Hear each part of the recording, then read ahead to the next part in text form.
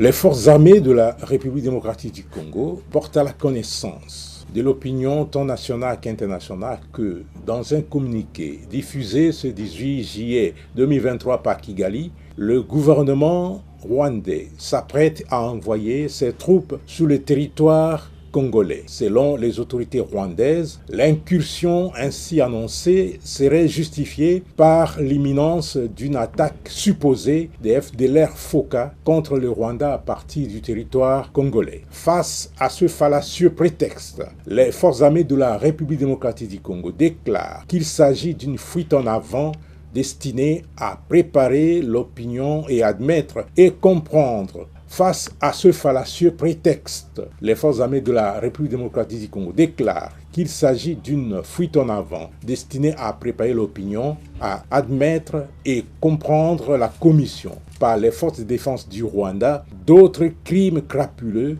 et actes de violence ignobles pour pérenniser mort et désolation ainsi que l'insécurité et la terreur dans la population congolaise. En effet, les forces armées de la République démocratique du Congo tiennent à préciser que déjà actives dans plusieurs localités des territoires de Masisi, Nyiragongo et Rutshuru, en République démocratique du Congo, les forces de défense du Rwanda veulent, par ce communiqué, officialiser leur présence sur le sol congolais afin de cacher et effacer de la mémoire collective tous les crimes, massacres et autres atrocités déjà commis à Kishiché, Kalake et le 16 juillet dernier à Bukombo dans le territoire de Rutshuru où ces terroristes ont fauché la vie à une vingtaine de paisibles Congolais. À ce propos, les forces armées de la République démocratique du Congo, qui condamnent avec véhémence cette duplicité et cette ruse